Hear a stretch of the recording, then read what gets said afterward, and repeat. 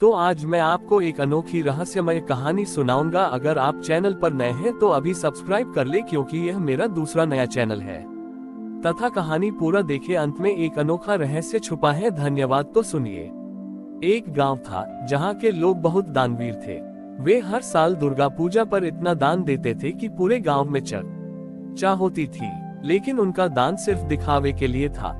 वे गरीबों को दान देते थे, लेकिन उन्हें नीची निगाह से देखते थे और उनके साथ बुरा व्यवहार करते थे। गांव में एक बूढ़ा भिखारी रहता था जिसका नाम धनीराम था। धनीराम गांव के पंडाल में जाता और दान लेने के लिए खड़ा रहता, लेकिन कोई भी उसे सीधे खाने को नहीं देता था। लोग उसे पैसे देते थे ताकि वह दूर जाकर खाए। धनीराम हर साल बहुत भूखा रहता था, लेकिन वह किसी से कुछ नहीं कहता था। गांव में एक छोटी सी बच्ची रहती थी जिसका नाम कल्याणी था। कल्याणी बहुत दयालु थी। उसने देखा कि लोग धनीराम के साथ कितना बुरा व्यवहार करते हैं, तो उसे बहुत दुख हुआ। दुर्गा पूजा का समय आया। हमेशा की तरह गांव के लोगों ने भव्य पंडाल सजाया। सबने महंगे कपड़े पहने और एक दूसरे को दिखाने लगे कि कौन सबसे ज्यादा दान दे रहा है। 9 दिनों तक कल्याणी धनीराम को देखती रही, जो भूखा रहता था। एक शाम जब पूजा समाप्त हुई तो कल्याणी सीधे पंडाल में गई। उसने देखा कि माँ की मूर्ति के सामने बहुत सारा भोग रखा हुआ था, लेकिन कोई भी उसे उठा नहीं रहा था। कल्याणी ने साहस दिखाया और पंडित जी से पूछा, पंडित जी, ये भोग क्यों नहीं उठाया जा रहा है? पंडित जी ने कहा, ये देवी का प्रसाद है, इसे कोई हाथ नहीं लगा सकता। कल्याणी ने कहा, लेकिन अगर देवी इतनी भूखी है तो क्या हमें उन्हें पहले खिलाना नहीं चाहिए? पंडित जी और गांव के लोग उस पर हंसे। उन्होंने कहा, ये बच्ची क्या कह रही है?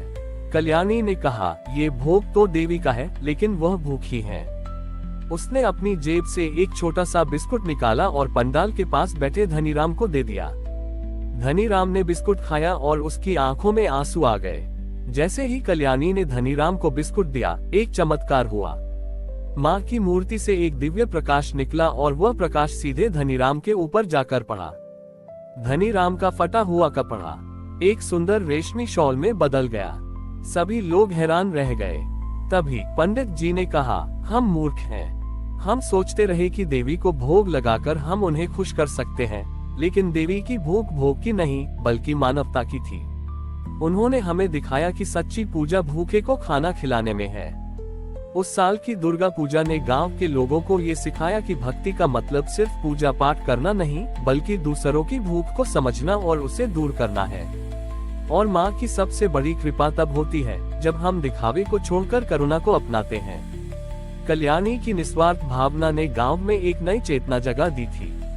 लोगों को अब समझ में आ गया था कि असली दान पैसों से नहीं, बल्कि दिल से होता है।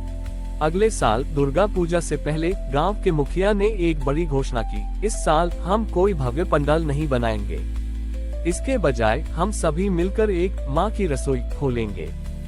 गांव के सभी लोग इस विचार से सहमत हुए। अमीर लोगों ने पैसे दिए तो गरीबों ने अपनी मेहनत और समय। गांव के हर घर से चावल, दाल, सब्जियां और आटे का दान आया। गांव में माँ की रसोई का काम शुरू हुआ, जिसमें हर कोई मिलकर खाना बनाता था। ये रसोई सिर्फ पंडाल के लिए नहीं थी, बल्कि यह गांव के सभी गरीब और जरूरतमंद लोगों के लिए थी। 9 दिनों तक माँ की रसोई में दिन रात काम चलता रहा। कल्याणी और उसके दोस्त मिलकर खाना परोसते थे और गांव के अमीर लोग भी अपनी शान शौकत छोड़कर गरीबों को खाना खिला रहे थे। उन्होंने देखा कि जब वे किसी भूखे को खाना खिलाते हैं तो उनके चेहरे पर एक ऐसी खुशी आती है जो लाखों रुपए खर्च करके भी नहीं मिल सकती। नवरात्रि के 9वें दिन जब पूजा समाप्त हुई तो गांव के मुखिया ने पंडाल में रखी हुई मूर्ति के सामने कहा, माँ, इस साल हमने आपकी पूजा सिर्फ मंत्रों से नहीं, बल्कि अपने कर्मों से की है। तभी गांव में आया हुआ बूढ़ा भिखारी धनीराम सामने आया। उसने कहा, मैं सिर्फ एक भिखारी नहीं हूँ, बल्कि मैं एक कलाकार हूँ। आप लोगों ने मुझे खाना खिलाकर मेरी भूख मिटाई है, अब मैं आपकी भक्ति को सम्मान देना चाहता हूँ। उसने पंडाल में रखी हुई मूर्ति को देखकर एक अद्भुत चित्र बनाना शुरू किया। उसने मूर्ति को नहीं बनाया, बल्कि उसने उस दृश्य को चित्रित किया जहां गांव के लोग माँ की रसोई में भूखों को खाना खिला रहे थे। उसने हर उस व्यक्ति के चेहरे पर खुशी और संतोष दिखाया जो निस्वार्थ भाव से सेवा कर रहा था।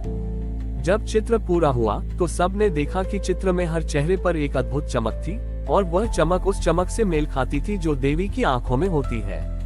उस साल की दुर्गा पूजा ने गांव के लोगों को ये सिखाया कि भक्ति का असली मतलब भव्यता में नहीं, बल्कि उन लोगों की सेवा में होता है जो हमारे आसपास हैं। धनीराम की पेंटिंग ने गांव में एक नई पहचान बनाई। गांव का नाम अब करुणापुर पड़ गया था, क्योंकि यहाँ के लोगों ने दिखावे को छोड़कर करुणा को अपना लिया था। धनीराम अब गांव का ही एक हिस्सा बन गया था। वह सिर्फ चित्रकार नहीं था, बल्कि वह गांव के बच्चों को अपनी कला सिखाता था। एक दिन गांव में एक बहुत बड़ा दार्शनिक आया। वह करुणापुर की कहानी सुनकर बहुत प्रभावित था और यहाँ के लोगों से मिलना चाहता था। उसने देखा कि यहाँ कोई मूर्ति नहीं थी, कोई पंडाल नहीं था, फिर भी हर चेहरे पर एक अजीब सी शांति और संतोष था। उसने गांव के मुखिया और कल्याणी से पूछा, आप लोग किस देवी की पूजा करते हैं? मुखिया ने धनीराम की बनाई पेंटिंग की ओर इशारा करते हुए कहा, हमारी देवी इसी पेंटिंग में है। दार्शनिक ने ध्यान से उस पेंटिंग को देखा। पेंटिंग में कोई देवी नहीं थी, बल्कि गांव के लोगों को खाना खिलाते हुए दिखाया गया था। दार्शनिक ने कहा, मैंने बहुत सी जगहों पर देवी को खोजा है, लेकिन आज मुझे पहली बार उनके दर्शन हुए हैं। देवी किसी मूर्ति में नहीं, बल्कि आपके कर्मों में निवास करती है। 9वें दिन जब पूजा समाप्त हुई तो दार्शनिक ने कल्याणी से कहा, तुमने दुनिया को भक्ति का असली मतलब सिखाया है। भक्ति सिर्फ प्रार्थना नहीं, बल्कि एक दूसरे के लिए प्रेम और करुणा है। उस साल की दुर्गा पूजा ने गांव के लोगों को ये सिखाया कि भक्ति का असली मतलब भव्यता में नहीं, बल्कि दूसरों की सेवा में है। और माँ की सबसे बड़ी कृपा तब होती है जब हम अपने दिलों में प्रेम और करुणा को भर लेते हैं। हमारी और भी आध्यात्मिक एवं अनोखी कहानियाँ देखने के लिए हमारे चैनल पर जाएं तथा धार्मिक एवं पौराणिक अनोखी कहानियाँ हमारे चैनल पर है। कृपया जाके देखें तथा हमारे चैनल को सब्सक्राइब करके रखें और वीडियो लाइक जरूर करें। धन्यवाद।